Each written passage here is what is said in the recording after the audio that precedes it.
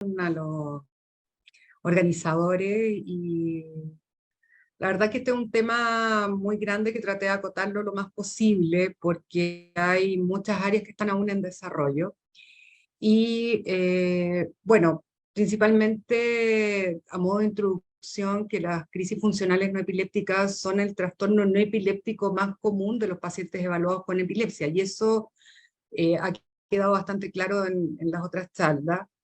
Y la incidencia estimada es de 3 por 100.000 personas por año, con una prevalencia de más de 100 personas por 100.000 habitantes, estos son estudios en Estados Unidos. Y los pacientes con crisis funcionales no epilépticas presentan sobre el 20% de los trastornos de epilepsia refractaria referidos incluso a centros de epilepsia cada año, como muestra el doctor Kanner. Esto es importante también porque cohabitan las crisis funcionales no epilépticas también con la epilepsia y viceversa. Y así como otros trastornos funcionales son más frecuentes en mujeres y con antecedentes de abuso físico-sexual, con alteraciones de conexiones cerebrales, ahí vamos a ver qué es lo que nos dice la neurociencia, y también porque pudieran haber diferencias en la susceptibilidad a traumas físicos o emocionales.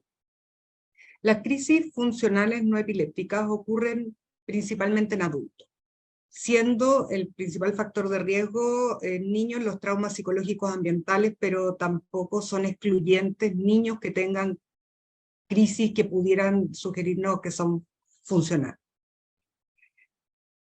Algunos estudios han mostrado que presentan mayor índice o ratio, standard mortality ratio, que en el fondo es la posibilidad de morir estandarizada 2.5 veces mayor que la población general en los pacientes que tienen crisis funcionales no epilépticas. Y esto es similar a los pacientes con epilepsia farmacoresistente. Esto es un estudio bien interesante porque muestra que dentro de las causas principales de mortalidad está la misma epilepsia.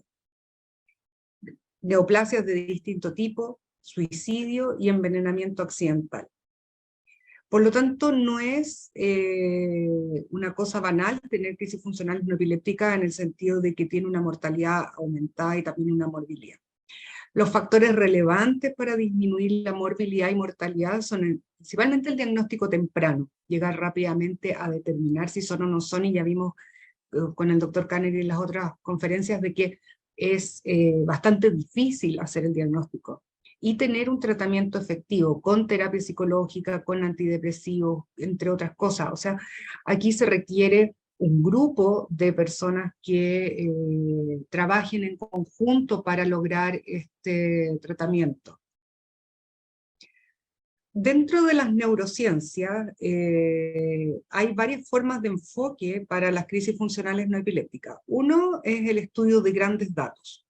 Y esto está muy en boga en este momento, aunque todavía no hay tanta información. Lo más novedoso en el fondo es la organización de datos para buscar genes, hormonas, proteínas y hormonas relacionadas con pacientes que tengan diagnóstico de crisis funcionales no epilépticas. Y consiste en buscar en estas grandes bases de datos las coincidencias. Hay muchas que se han probado. Stitch es una base de datos que busca relaciones entre diferentes moléculas y proteínas que tengan varias formas de evidencia, y después se construye una red de interacción y se ve en un programa computacional cuáles son los datos que realmente tienen un peso mayor respecto a la posibilidad de que sean genéticamente relacionados con, en este caso, las crisis funcionales no epilépticas. Y bajo esta premisa, lo que se busca es encontrar mecanismos moleculares asociados. Hay una base de datos de genética de enfermedades psiquiátricas que extrae automáticamente la información de la literatura y usa herramientas de texto, buscando depresión, trastorno bipolar, abuso de alcohol y cocaína, esquizofrenia, psicosis, abuso de cannabis. Y así se han encontrado asociaciones de 8 genes y 3 hormonas que en estos procesos de revisión han mostrado tener un mayor peso dentro del número de asociación. la propia opioidina, el neuropéptido I, el cortisol, que vamos a ver que desde otro punto de vista las neurociencias también tiene un factor muy importante, la norepinefrina y el factor neurotrófico derivado del cerebro, que fueron identificados como de alto impacto. También la activación de algunas quinasas transductoras de señales y la activación de transcriptores, y también la hormona de crecimiento, y también otras quinasas que tienen que ver con el fosfatidilinositol. El tema es que estas señales pueden relacionarse con mayor mortalidad neuronal, y vamos a ver que ahí las neuronas del hipocampo son las que están más posiblemente influidas por la activación de estos genes y estas hormonas. Algunas enfermedades psiquiátricas como la depresión, la esquizofrenia y las alteraciones relacionadas al consumo de alcohol también se asociaron con crisis funcionales no epilépticas, predominantemente a través de la unión a moléculas de señalización. Respecto a lo que más se ha estudiado, que es la cascada de los glucocorticoides, esta es una hipótesis que está muy en boga respecto al daño de esta activación glucocorticoidal en neuronas de la amígdala y de los hipocampos. El eje hipotálamo hipoficiario está involucrado en esta respuesta homeostática del medio ambiente y regula nuestro metabolismo y nuestra inmunología. Y existe ya, es sabida la asociación entre algunos síntomas psiquiátricos con estados de hipocortisolemia, por ejemplo la enfermedad de Addison, la hipercortisolemia, por ejemplo la psicosis por corticoides, la enfermedad de Cushing, y que hay una resolución de estos síntomas psiquiátricos después de que se ajusta el sistema endocrino. De ahí sale el tema del estado alostático, que es este proceso de adaptación que tenemos a los cambios ambientales, facilitado por hormonas de estrés, por neurotransmisores, citoquinas y otros mediadores. Y ese es un proceso normal, pero cuando este proceso es insuficiente, activado frecuentemente o persiste el estresor, se puede producir una hipercortisolemia persistente, y esto con un aumento de niveles de citoquinas inflamatorias y aumento del riesgo cardiovascular, síndrome metabólico y declinación cognitiva.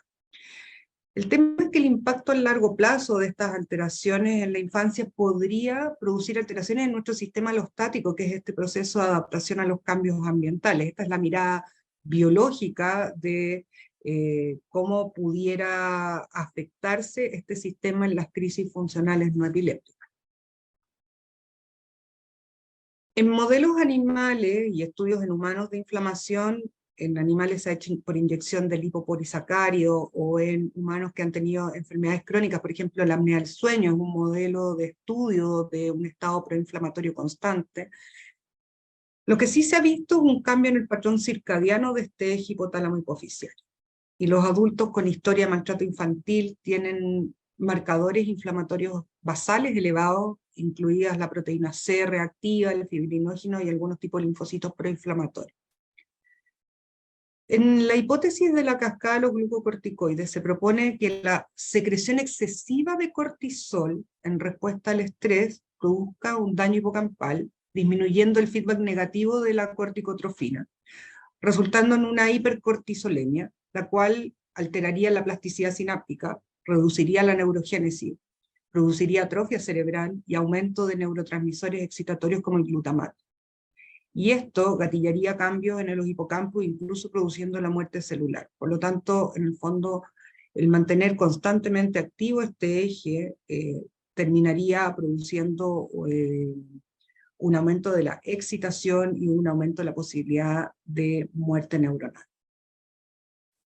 Hay estudios in vivo, y esto es bien interesante porque son estudios que muestran que se ha observado un aumento midiendo el cortisol basal en la saliva en pacientes con trastornos funcionales neurológicos. Aquí hay un tema porque la mayoría de los trabajos toman trastornos funcionales neurológicos como un todo y no desglosan crisis funcionales no epilépticas, pero en este caso también hay pacientes incluidos en estas cohortes con crisis no epiléptica, y aquellos con trastornos motores funcionales también. Bueno, lo que se ha encontrado en estos estudios es que hay un aumento de los niveles de la amilasa salival, bueno, que se secreta en respuesta a estímulos adrenérgicos en pacientes con trastornos funcionales neurológicos comparados con controles sanos. Y se ha observado un aumento en los niveles basales de cortisol, más en pacientes con antecedentes de abuso sexual en la infancia. Y se ha encontrado también que hay alguna correlación entre el número y el impacto de los eventos vitales y los niveles de cortisol basal en los pacientes con trastornos funcionales neurológicos, pero no en controles normales. Y aquí es importante porque también, un poco a lo que hacía alusión la doctora Chicharro, los pacientes viven en forma distinta sus traumas y sus condiciones, en el fondo sus antecedentes negativos de la infancia. Pero se ha visto que si esto ha tenido un impacto en el desarrollo de las personas, hay una correlación con el cortisol basal, y es directamente proporcional, y eso también nos hace ver que habría una condición genética, una predisposición genética a tener más o menos impacto a los eventos vitales. Al mismo evento vital hay distintos niveles de cortisol basal, hay distintas vivencias también respecto y cómo el paciente lo procesa. Lo anterior sugiere este vínculo entre los estresores vitales y algunas mediciones biológicas específicas para los pacientes con trastornos funcionales motores. Y una posibilidad, que esto está todo en estudio, es que los pacientes con trastornos funcionales motores, o específicamente con crisis funcionales no epilépticas, sean más vulnerables a los eventos adversos y que tengan una regulación anormal al estrés a nivel biológico y neural. Este es un trabajo que se publicó el mes pasado y que muestra una forma muy elegante de evaluar las mediciones de cortisol en pacientes y en controles sanos. Lo que aquí se estudió es el eje hipotálamo hipoficiario adrenal y se midió la respuesta del cortisol matinal, que se mide al despertar a los 30 minutos, y los niveles de cortisol diurno. Y esto se hizo en 86 pacientes, que aquí hay un tema, pues son síntomas funcionales mixtos, hay un poco de todo, también incluidos pacientes con crisis funcionales no epilépticas, comparados con 76 controles sanos. Y se evaluó la asociación entre la regulación del cortisol y la gravedad de los eventos traumáticos vitales. Así se vio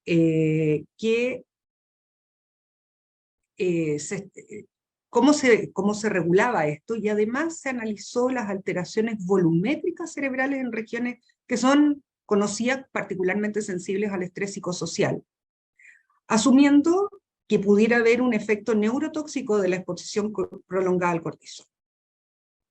Los pacientes, los 86 pacientes, tuvieron una respuesta significativamente aplanada de la respuesta al cortisol matinal, y reportaron que tenían más prolongada y más grave negligencia emocional comparada con controles sanos.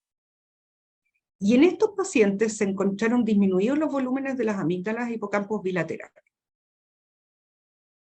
Bueno, la negligencia emocional juega un rol que es multivariado, pero en este patrón multivariado se encontró que tenía una importancia relevante, y era la historia del trauma y la disfunción del eje hipotálamo hipoficiario. El cortisol no se relacionó con la disminución de los volúmenes cerebrales, pero sí con la historia del trauma, y esto sugiere que el estrés psicológico actúa como un factor de riesgo psicosocial que sería precipitante, y ahí hay una teoría más grande respecto a esto, mientras que la disminución del volumen cerebral sería una predisposición biológica a este trastorno. Mientras que en los controles sanos había una relación inversa entre el volumen cerebral y el cortisol, cosa que no se vio en los pacientes. Y ahí sí se puede dar cuenta del potencial efecto neurotóxico del cortisol. Entonces, estos hallazgos sugieren que la reducción de estos volúmenes subcorticales principalmente hipocampo y amígdala, representan un rasgo predisponente en los trastornos funcionales neurológicos, más que lo que sería el efecto de la enfermedad. Pero también aquí tenemos la curva, muestra el perfil del cortisol en los pacientes con trastornos funcionales neurológicos en este trabajo, que aquí está la cita, y los controles sanos. Y aquí tenemos los pacientes con trastornos funcionales neurológicos, que tienen una curva más baja del cortisol basal matinal, mientras los pacientes sanos tienen una curva más alta respecto al cortisol matinal.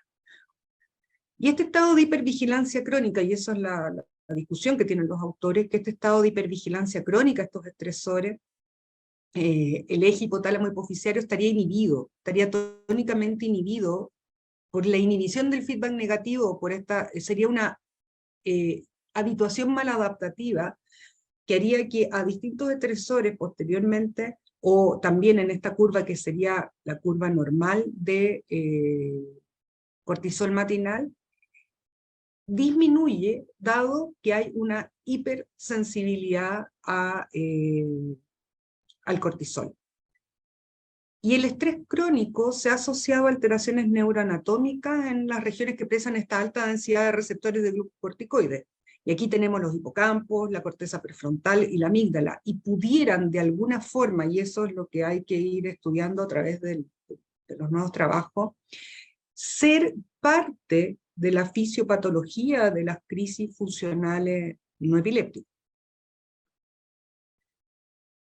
Como modelo, lo que se estudia es que aquí habría un trauma infantil, este trauma que sería el primer daño, alteraría la secreción de la hormona liberadora de corticotrofina por el núcleo paraventricular del hipotálamo. Y esta hormona liberadora de corticotrofina, que estimula la secreción de adenocorticotrofina, y promueve la liberación de corticoides desde la corteza suprarrenal, principalmente el cortisol, se realizaría, bueno, y esto se realiza un feedback negativo hacia la hipófisis y hacia el hipotálamo y hacia las amígdalas y el hipocampo. Y también habría acá un polipéptido activador de la adenilatociclasa de la hipófisis que modularía esta respuesta del eje hipotálamo hipoficiario a estresores psicógenos agudos, pero no al estrés sistémico. Y esto haría que se mantuviera una situación de cortisol constantemente elevado y que disminuyera este feedback negativo e hiciera que la respuesta matinal, el aumento de cortisol matinal, fuera menor, con un conducente daño mayor a hipocampo y amígdala. Respecto a la prolactina y el lactato, la prolactina es un polipéptido secretado por las células lactotróficas de la hipófisis anterior. Y los niveles de prolactina se han medido en crisis epilépticas y en crisis funcionales no epilépticas desde los años 70. Y se ha usado como un marcador diferencial, pero en las crisis epilépticas lo que se puede encontrar, pero es dentro de la primera hora en general de la crisis, un aumento de la prolactina plasmática, mientras que en las crisis funcionales no epilépticas en general no se afectarían los niveles plasmáticos de prolactina. El tema es que esto tiene su discusión, porque primero las descargas epilépticas excitan el eje hipotálamo hipoficiario con aumento de la secreción de la hormona liberadora de prolactina por el hipotálamo, y esto produciría el aumento de la secreción de prolactina en la hipófisis. Pero hay que hacer la medición 10 a 20 minutos después máximo del evento sospechoso. Pero sería un ayudante para diferenciar crisis generalizadas de las crisis funcionales no epilépticas. Esto no ocurre en crisis focales, en general, con o sin compromiso con ciencia. El problema es que los niveles de prolactina y también de lactato pueden elevarse ocasionalmente en crisis funcionales no epilépticas, y también son normales después de crisis focales. Por lo tanto, si encontramos un aumento de la prolactina en 10 a 20 minutos después del evento sospechoso de una crisis generalizada, con una sensibilidad de alrededor de un 80%, podríamos decir que es una crisis generalizada epiléptica y no una crisis funcional no epiléptica, pero teniendo cuidado que hay un 20% de falsos positivos. Bueno, como conclusión, la etiología de las crisis funcionales no epilépticas es multifactorial. Y eso vamos a tener que ir desarmando este puzzle para poder encontrar el fondo. Pero depende de factores predisponentes, precipitantes y perpetuantes. En el fondo, los factores precipitantes son los traumas infantiles, puede ser el abuso sexual, el abuso físico, factores predisponentes que tienen que ver con nuestra posibilidad de reaccionar genéticamente o epigenéticamente de nuestros hipocampos, de nuestra amígdala, a un aumento del cortisol o de otra sustancia.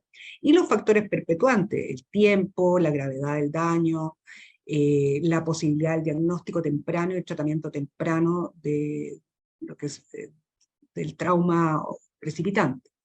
La exposición prolongada al estrés puede ejercer efectos neurotóxicos, y eso en regiones cerebrales sensibles al cortisol es donde más se ha estudiado. La corteza prefrontal, la amígdala, hipocampo. Y además puede alterar el eje hipotálamo hipoficiario en términos de esta habituación maladaptativa en la cual nuestro cortisol matinal podría ser menor, la respuesta menor, manteniendo altos niveles de cortisol y un feedback negativo constante que harían que el daño en los hipocampos y la amígdala se perpetuara. Pero también están los factores de resiliencia individual, que tienen que ver con nuestra epigenética, que podrían explicar cómo negligencias emocionales en la infancia temprana influyen en el desarrollo de algunos pacientes que tengan crisis funcionales no epilépticas y otros no, afectando la estructura cerebral y el funcionamiento de estas regiones relacionadas con regulación de las emociones, que lo que más se ha estudiado es este eje hipotálamo hipoficial. Y la relación causal entre la disfunción del eje hipotálamo hipoficiario, el trauma, la función cerebral y la adaptación estructural al estrés aún no está clara. Y muchas gracias por la invitación.